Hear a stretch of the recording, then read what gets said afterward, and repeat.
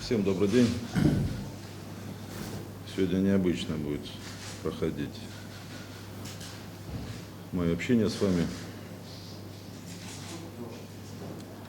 Сегодня 6 часов 12 минут в результате террористического акта погиб герой Донецкой Народной Республики, командир батальона Михаил Толстых. Все его знали как позывном Гиви. Это продолжение террористической войны, начатая киевской хунтой против жителей Донбасса. На месте теракта работает следственная группа.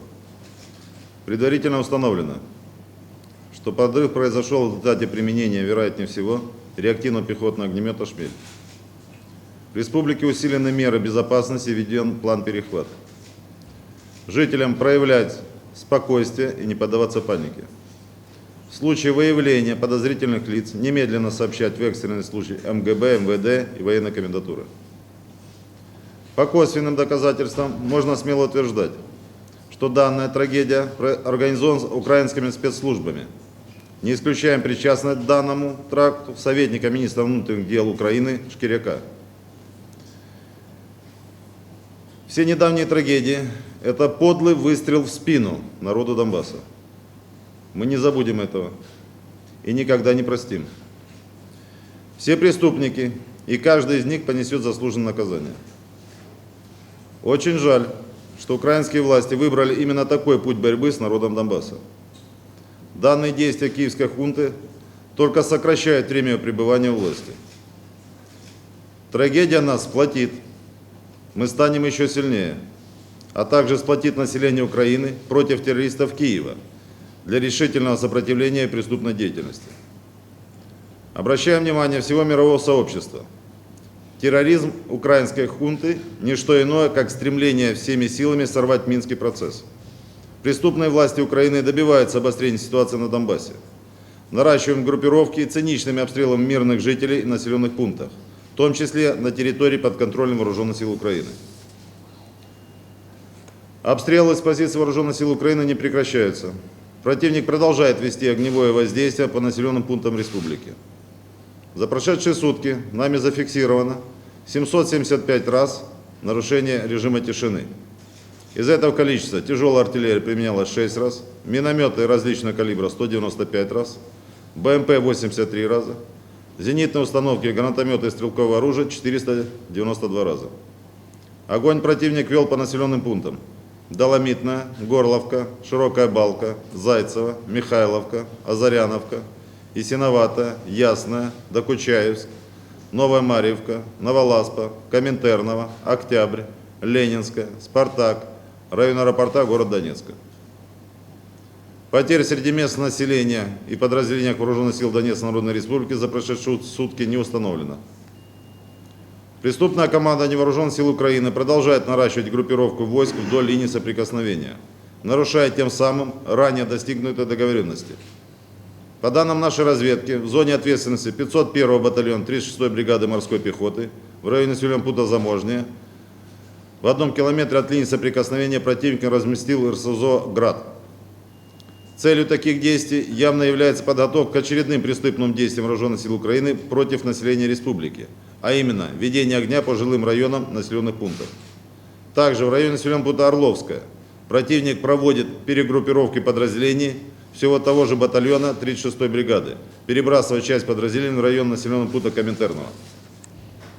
Между тем, украинская команда в очередной раз демонстрирует свою полную несостоятельность и никчемность, возложив вопрос обеспечения подразделений вооруженных сил Украины в зоне так называемого АТО на волонтерские движения. Так, по данным нашей разведки, волонтеры из Швеции и Литвы поставили 81-ю отдельную аэромобильную бригаду, дислоцирующую в Славянске, оптические приборы для стрелкового оружия, тепловизоры, а также маскировочные халаты на общую сумму 130 тысяч евро. Украинские преступники готовят очередную акцию геноцида собственного народа. Так, нам стало известно, что украинские изуверы проводят подготовительные мероприятия по минированию Авдеевского коксохимического завода. В случае подрыва этого завода на Донбассе произойдет экологическая и гуманитарная катастрофа. Другими словами, это будет применение химического оружия против населения. Это самый настоящий спланированный террористический акт.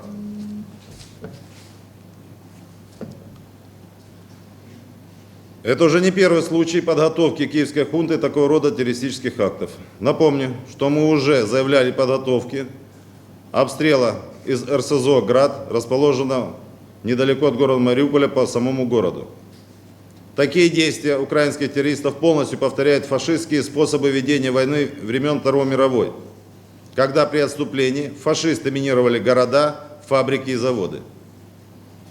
Таким образом, преступное военно-политическое руководство готовит очередной виток развития конфликта на Донбассе, тем самым демонстрируя всему миру, что война на востоке Европы начнет Украина. Хочу обратить внимание мирового сообщества на очередной вопиющий факт нежелания миссии ОБСЕ выполнять свои функции, а также бездействие принятия мер по выполнению украинской стороной Минских договоренностей.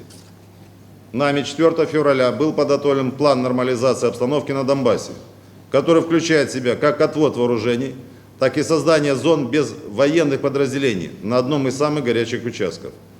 План включает 5 пунктов. Первый. Незамедлительное и всеобъемлющее прекращение огня и его строгое выполнение на все линии соприкосновения. Второе.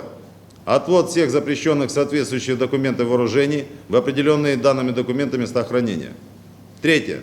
Предоставление беспрепятственного доступа представителям миссии ОБСЕ, в том числе в места отвода и хранения вооружений, попадающих под требования соответствующих соглашений. Четвертое. Создание зоны без вооружений и любых военных подразделений в радиусе 1 километра от Донецкой фильтровальной станции с целью восстановления объектов инфраструктуры, а также нормализация жизни мирных жителей в районе населенных пунктов Ясиновата и Авдеевка. Пятое. Запрет любых наступательных действий и запрет на сближение сторон. Этот план прошел все согласования и был задокументирован и передан украинскому командованию для дальнейшего ратификации. Но украинская сторона данный документ просто отвергла и проигнорировала эту инициативу республики. Кроме того, позиция первого заместителя главы миссии ОБСЕ Александра Хука вызвала у нас, мягко говоря, непонимание, так как он отказался выступить посредником в переговорном процессе, просто проигнорировав нашу инициативу. Не пора ли руководству миссии ОБСЕ пересмотреть свое отношение к отдельным наблюдателям миссии, работающим на Украине, в том числе к работе Александра Хука?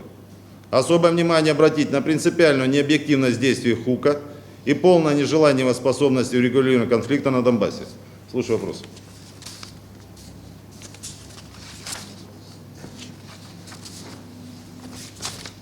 Большое спасибо, до свидания.